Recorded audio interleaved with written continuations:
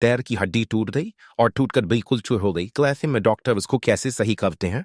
चलो जानते हैं। सबसे पहले इंसान को एनेस्थीसिया देकर बेहोश कर दिया जाता है ताकि उसको दर्द ना हो। सबसे पहले डॉक्टर इस टांग के ऊपर कट लगाकर जहां से हड्डी टूटी होती है उसके बाहर में कट लगाकर पूरी हड्डी को ही बाहर निकाल लेते हैं, और फिर घुटने के ऊपर और टांग की साइड में होल किए जाते हैं, और फिर इंट्रामेडुलरी रोड को इस तरीके से टांग की हड्डी के बीच में डाल दिया जाता है, और फिर इस इंट्रामेडुलरी रोड को नक लगाकर इस तरीके से फिक्स कर दिया जाता है ताकि ये कभी भी हिले ना, और फिर हड्डी के ऊपर होल करके एक वायर को इसमें से बाहर निकाला जाता है, और फिर एक 2 ring circular fix narrator machine को टांग के ऊपर लगा दिया जाता है और इन वायर को उसके साथ में कनेक्ट कर दिया जाता है।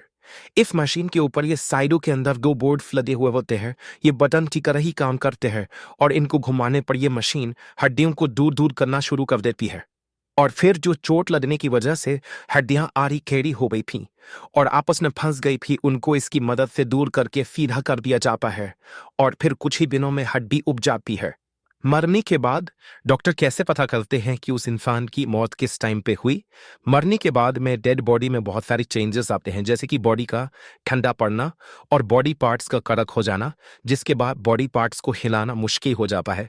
मौत के बाद बॉडी इन स्टेजेस में डिकम्पोज होती है। मरने के आधे घंटे बाद में बॉडी का सारा ब्लड सरफेस से टच डिपार्टमेंट में इकट्ठा होना शुरू हो जाता है। फिर 1 घंटे बाद में बॉडी रिलैक्स हो जाती है, जिससे मुंह के खुलने और हाथों के जमीन से टच हो जाने जैसी चीजें होती है।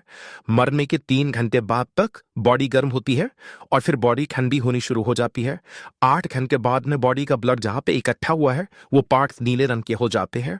फिर बॉडी में लैक्टिक एसिड और कैल्शियम का लेवल बढ़ने से बॉडी अकड़ जाती है।